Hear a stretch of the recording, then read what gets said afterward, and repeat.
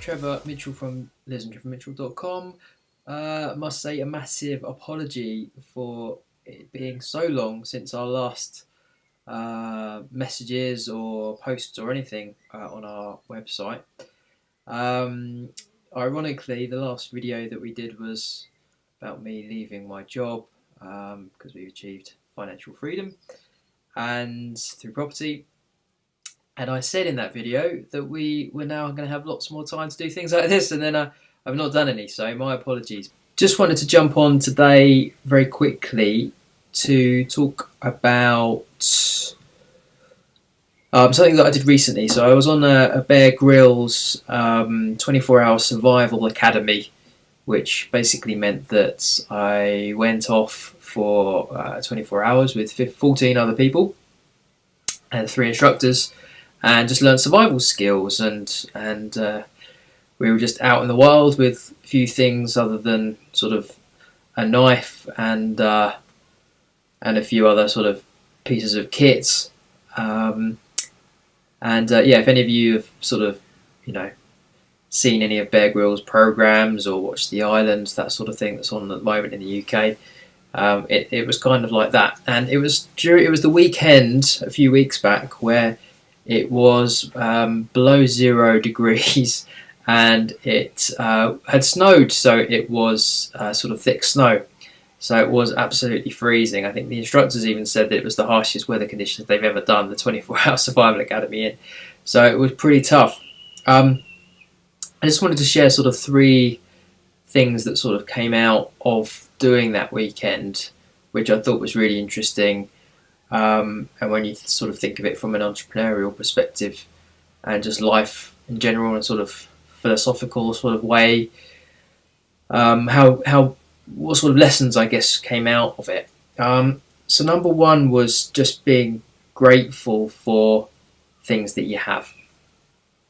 So when you're, and it was literally 24 hours, so it wasn't a long stretch of time by any means, but during that time, not having the sort of creature comforts of a hot shower or just accommodation that's dry and warm and heating, and food, water that's readily available, all of this sort of stuff which you just take for granted every single day because it's just normal.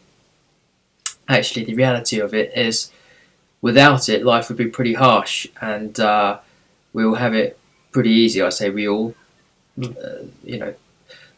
of the Western world does. There's a lot of countries that don't have that luxury. So gratitude was number 1.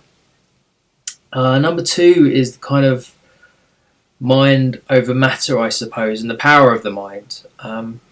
Because I'll be honest, when I was on my way to this 24-hour academy, in the freezing cold and the snow, I was starting to doubt whether we'd do it. And, part of me was thinking, we'll probably get there and they'll say it's cancelled because it's too cold and too harsh.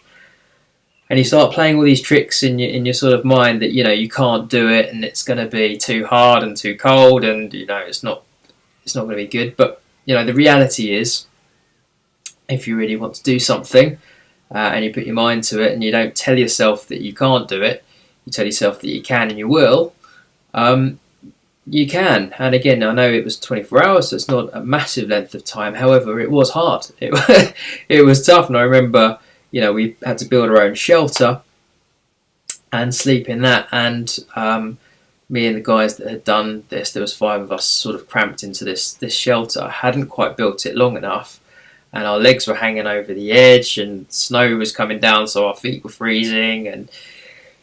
And if you really were not strong mentally, you could quite easily have said, I'm going home, I've had enough.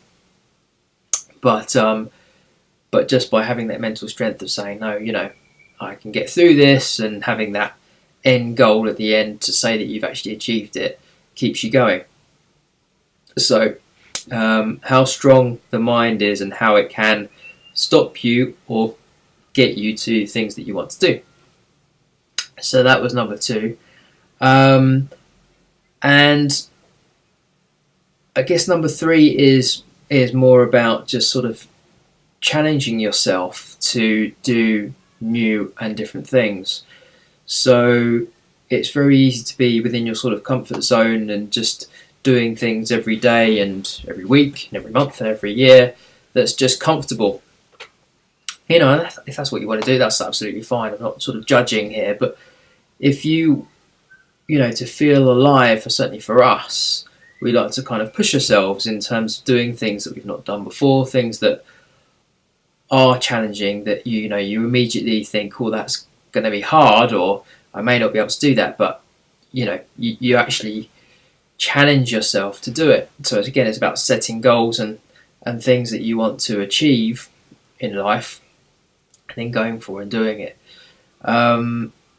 So that was kind of number 3. So these were the sort of 3 things that I learned from that pretty harsh and cold weekend, but it was a fantastic experience. You know, I learned lots of survival skills which I didn't know before, making fires, building shelters.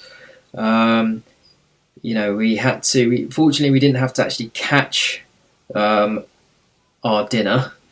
It was provided for us, but by a local farmer who had basically rabbits and fish and what was the other, something else, some birds as well.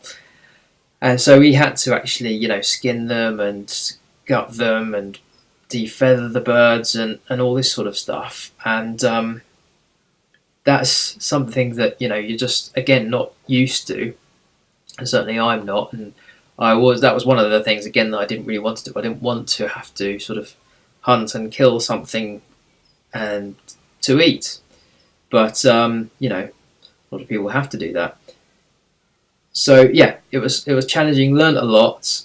I'm so glad that I did it. I'm now tempted to do the 5-day course that he runs, provided it's not in that sort of weather conditions. And I'm sure I could survive 5 days, but hey, maybe that's just my limiting beliefs telling me that I can't do it.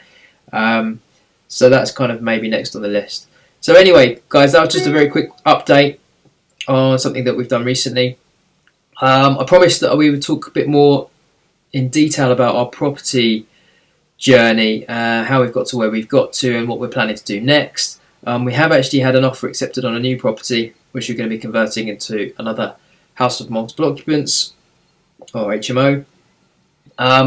So I thought what I would do is just share the sort of stages as we go along with that, which may be useful for anyone that's looking to do the same thing.